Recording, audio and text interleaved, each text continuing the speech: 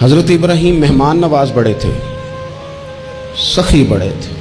حضرت ابراہیم علیہ السلام کے بارے میں نبی پاک صلی اللہ تعالیٰ علیہ وسلم نے فرمایا، سب سے پہلے جس بندے نے کسی کی مہمان نوازی کی تھی نا، وہ حضرت ابراہیم علیہ السلام ہے۔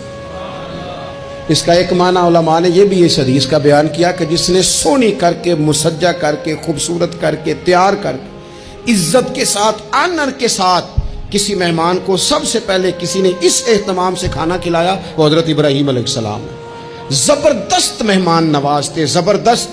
اپنے گھر کے 4 دروازے بنائے ہوئے تھے، 4، اور فرماتے تھے میری خواہش ہے کہ چاروں طرف سے مہمان آئیں، روٹیاں پکتی رہیں، دنیا کھاتی رہے، دنیا آوے کھا کھا جاوے، راضی ہوئے بلا، آئیں لوگ کھائیں، یہ میری خواہش ہے۔ روٹی کھلاؤ، روٹی کھلاؤ، روٹی کھلاؤ، لنگر کھلاؤ۔ حضور صلی اللہ علیہ وسلم سے پوچھا گیا، یا رسول اللہ بہترین مسلمان کون ہے؟ تو حضور نے فرمایا جو سلام لینے میں پہل کرے اور کھانا زیادہ کھلائے، کھانا کھلائے، جو جس کا مزاج ہو کھانا کھلانے کا، طبیعت ہو کھانا کھلانے۔ حضرت ابراہیم علیہ السلام اتنی مہمان نوازی کرتے کہ نبی پاک صلی اللہ علیہ وسلم نے فرمایا، یہ ترغیب و ترہیب میں موجود ہے۔ حضور علیہ السلام نے فرمایا کہ اللہ تعالیٰ نے حضرت ابراہیم علیہ السلام سے ایک دفعہ فرمایا، ابراہیم یہ جو آپ کو اپنا خلیل بنایا ہے نا، یہ اس لیے بنایا ہے کہ آپ کے دل مخلوق کے حق میں بڑے نرم ہیں، آپ مہمان نوازی بڑی کرتے ہیں، اور کبھی کبھی مشکل حالات ہوتے ہیں نا، ٹف حالات، ان میں بھی مہمان نوازی کرتے، ان میں بھی پانی پلاتے، کھانا کھلاتے، لوگوں کو اس دور کی ضروریات کے مطابق لوگوں کو دیکھتے۔ ہمارے نا پورا باب ہے حدیث پاک میں، بخاری مسلم میں، کہ بندہ ہمیشہ دل کا غنی ہوتا ہے۔ دلوں میں کبھی گنجائش بن جائے نا، دلوں میں، تو جیبوں میں بھی اللہ بنا ہی دیتا ہے۔ اپنے دلوں میں گنجائش بنائیں لوگوں کے لیے، اپنی طبیعتوں میں گنجائش۔ ہماری طبیعتوں میں گنجائش نہیں ہوتی، اللہ تعالیٰ بعض بندوں کو نواز دیتا ہے، انہیں چاہیے کہ وہ گنجائش رکھیں، کشادہ کریں اپنے دل کو، سینے کو۔ حضرت ابراہیم علیہ السلام نے نا ایک دفعہ قحط ہو گیا تھا، تو مہمان تو اب آئے بیٹھے تھے، بلکہ ان دنوں میں مہمان زیادہ بڑھ جاتے ہیں، کئی دفعہ زیادہ لوگ آ جاتے ہیں۔ اب وہ قحط کا زمانہ تھا، بہت ساری جگہوں پہ فصل ہی نہیں تھی، اناج ہی نہیں تھا، تو مہمان زیادہ ہو گئے۔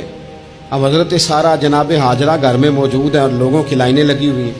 حضرت ابراہیم علیہ السلام کا مصر میں ایک دوست تھا، حضرت حکیم الامت نے اس کو لکھا ہے، آپ نے نا اس کو کچھ سامان بھیجا، بوریاں بھیجی، فرمایا یار تیرے پاس گندم ہے تو ذرا گندم کی بھر دے بوریاں، مہمان بڑے آ گئے ہیں، روٹی کھلانی ہے لوگوں کو۔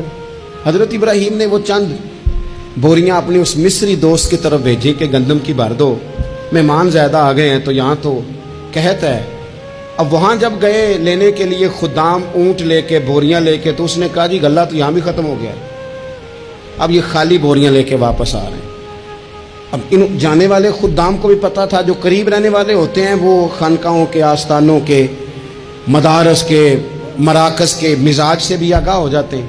ان کو پتا تھا کہ اب مہمان تو بیٹھے ہیں، 20 درجنوں، سینکڑوں، تو سب کو پتا ہے کہ بھئی گندم آ رہی ہے، مصر سے آنا ہے تو کھانا ملنا ہے۔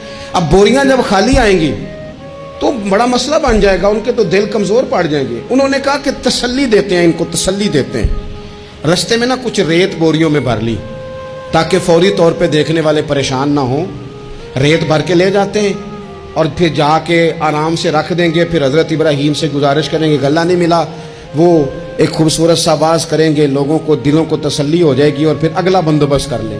اب وہ بوریاں ساری کی ساری ریت سے بھری رکھی۔ حضرت مفتی احمد یار خان صاحب رحمۃ اللہ علیہ نے لکھا ہے کہ وہ بوریاں لا کے جب لوگوں نے آتے دیکھی بوریاں، تو طبیعت لوگوں کی کئی دنوں کا کھانا نہیں کھایا تھا، حشاش بشاش ہو گئی، بچے، بوڑھے، بیمار، سبھی کے دل تسلی میں آ گئے کہ آج کھانا ملے گا۔ بوریاں ایک کونے میں رکھ دیں۔ حضرت ابراہیم آرام فرما تھے کہیں، یا کسی ذکر و فکر کی مصروفیت میں مشغول تھے، ظاہراً انہیں بتایا نہ گیا۔ اب وہ جہاں گندم رکھی جاتی تھی وہاں جا کے وہ ریت کی بوریاں رکھ دیں۔ وہ خدام وہاں سے ہٹ گئے چونکہ وہ گھر کا حصہ تھا۔ اب جناب ہاجرہ حضرت سارہ اٹھیں، ریت والی بوریاں جب کھولیں تو بہترین گندم نکلی اندر سے۔ اللہ تعالیٰ جب رزق دیتا ہے تو پھر بغیر، اور واللہ خیر الرازقین، بہترین رزق دینے والا اللہ ہے، سب سے بہتر رزق دینے والا۔ وہ کھولا ان کو، بہترین گندم نکلی. انہوں نے فوراً کنیزیں جو تھیں ان کو بلایا, گندم پیس لی گئی. اسی وقت کھانا پکنے لگا. حضرت ابراہیم تشریف لائے, کھانا چل رہا ہے, لوگ لنگر کھا رہے ہیں. اب وہ خدام بھی پریشان تھے کہ بھئی ہم تو لائے تھے ریت, یہ گندم کیسے آ گئی.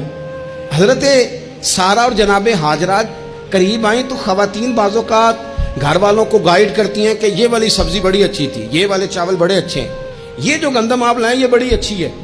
تو وہ تھوڑی سی گندم ہاتھ میں پکڑی جناب ہاجرہ نے, جناب سارہ نے, حضرت ابراہیم کے سامنے کر کے کہا یہ جو آپ کا مصری یار ہے نا, یہ جو مصری یار نے گندم بھیجی ہے نا, مصری یار نے, کیا بات ہے, خوشبو بھی اعلیٰ ہے, پکانے میں بھی اچھی ہے, 2 لقمے روٹی کے چکے ہیں, ذائقہ بھی کمال ہے, یہ جو آپ کا مصری یار ہے. حضرت ابراہیم کہنے لگے چپ کر جا, یہ مصری یار نے نہیں بھیجی, یہ میرے عرشی یار نے بھیجی ہے.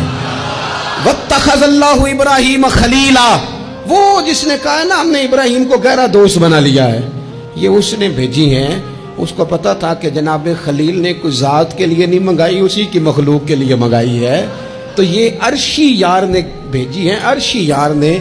اور فرمایا جب عرشی یار بھیجے تو پھر کسی قسم کی کوئی کمزوری باقی رہتی نہیں ہے.